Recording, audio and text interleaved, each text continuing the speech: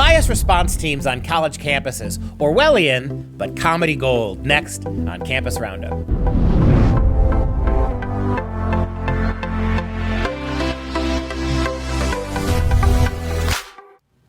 Hello, I'm Dr. Duke, and this is the Campus Roundup at the College Fix. This week we're going to laugh and perhaps cry a little at the madness of bias response reports permeating on today's college campuses. To talk more about this, we welcome Christian Schneider, senior staff reporter at the College Fix. Christian, thanks for joining us today.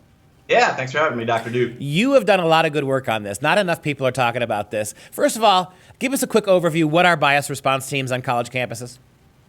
So a few years ago, hundreds of universities started setting up these systems by which to address, the climate on campus. Other students could report students for things that they said that offended them, even in private conversations. They could report professors for things that professors said in class. So it's basically setting up a surveillance state where anything you say on campus can be reported to the university administration, and then you get a call from a diversity counselor. Literally anything that goes on campus can be reported. So this is kind of the academic version of the Stasi, right? Yeah, I mean, it's not that much different. It is amazing that these progressives who are constantly whining about fascism never seem to quite realize that the policies they're implementing to fight it are quasi-fascist themselves. The stories you've reported on, I mean, you had a great story in the Wall Street Journal. You've reported on for the College Fix most goofy stories. Give us a couple examples of the ones that jump out to you as the most bizarre incidents of bias response teams being called in. Well, the one that's probably gotten the most press was the Michigan State student who woke up one day and saw his roommate watching a YouTube video of Ben Shapiro. And rather than just thinking, well, my roommate's a conservative, he then goes and he files a complaint against his roommate for watching what he called hate speech. And so the university then turned around and let this Michigan State student have the opportunity to get a room by himself. So you can't even watch a video in your own dorm room without being reported. There are a bunch of others. University of Utah, there was a group that complained about an outdoors group having a Hawaiian shirt day. There was a female student who complained about a professor who was assigning classic economics works written mostly by men. At the University of Nebraska, there was a student that said a professor who had a pro-Trump sticker on their window in their office was creating a hostile learning environment. I mean, the examples just go on and on. Let's talk a little bit more about that Utah, because this is one that's close to my heart. I've been investigated. We don't necessarily have a bias response team at my university, but kids are being massaged by faculty members into filing bogus Title IX complaints. And this is a big one, right? You have an economics teacher who's teaching traditional economics, right? And the history of economics, for better or for worse, is largely a male-dominated subject area going back hundreds of years to Adam Smith and before. And so this teacher apparently was teaching these authors unapologetically. This was his big sin. He didn't punctuate every lecture on these white male economists by pointing out how evil they were. Talk a little bit more about that. This is the chilling aspect of it for me. I teach older books. I've had students when I get mad at me because when I teach Shakespeare, I don't stop every 5 minutes to talk about what a nasty white male Christian patriarchy was. And so it seems something similar happened there at Utah. How did the university respond to that one? I mean, this is the point. Now the university knows the name of this professor. It was anonymously reported by this female student, who, by the way, said there was nothing sexist or inherently wrong with what the professor was saying, but that he didn't go out of his way to condemn certain statements made by the people that the men writing these economics books. So it's nothing that the professor did. It's just the fact that these books were written by men. But this is, the people that say, well, we need these bias response teams because we need to clean up campus, we need to clean up speech, people don't need to be feeling uncomfortable.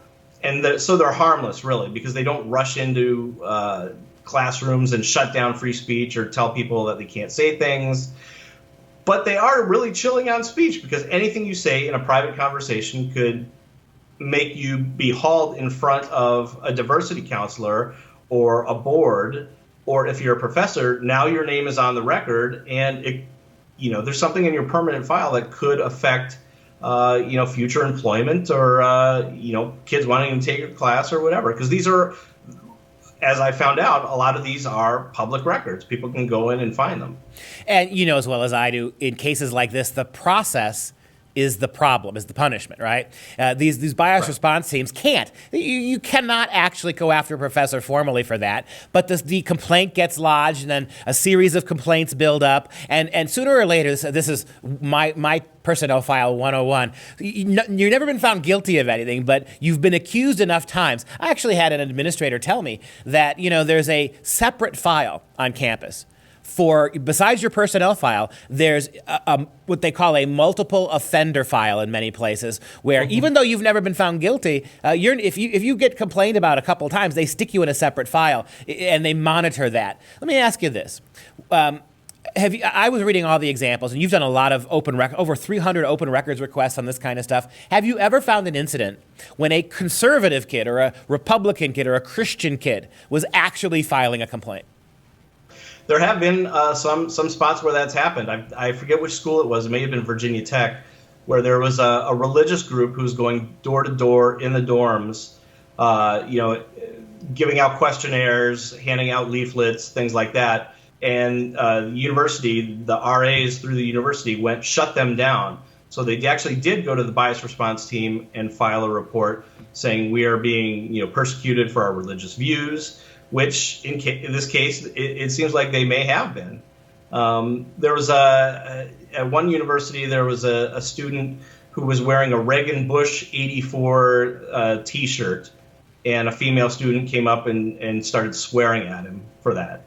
And so he went to the bias response team, filed a report with this long thing about how his forefathers fought for our freedoms, and kind of thing you'd expect a conservative student to do. But they have been used, and he's right.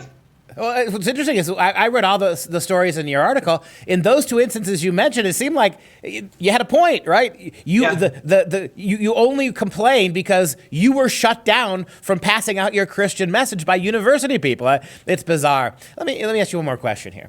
And I've never heard anybody talk about this. Why can't we organize or suggest, if you're listening out there, conservative kids, why doesn't some conservative kids or conservative groups on campus actually file a bias response report against bias response teams? I mean, I jokingly called it the Stasi, right? But what if you had conservative groups all over the country filing bias complaints against bias teams? The argument being that we've got this unaccountable, amorphous, vaguely defined, there's no real set of rules for them, this committee of people who have the ability at a moment's notice, like Batman when the bat signal goes off, to immediately start investigating you, and you never even find out what the result of the investigation is in many instances.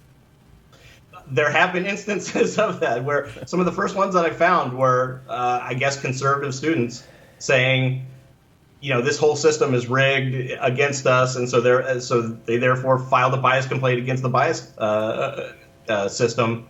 I actually just got one, and I haven't written about it yet, but at Oregon State, they have a bias response system, and apparently because of some progressives, some leftists on campus, they had to investigate their own bias response team and the computer setup, because women and men use the internet and use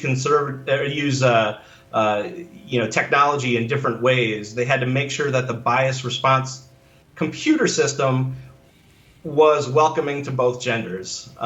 So that's something that's going on, and that was triggered by leftists. Did Oregon State just concede there were two genders? This is the real story.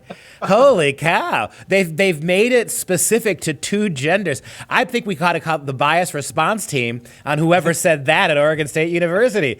And I hope you begin to see how utterly, thoroughly, and totally ludicrous this whole thing is. Christian Snyder, thank you very much for your time this week. It was a pleasure to see you. Keep writing those stories. We'll keep having you back on.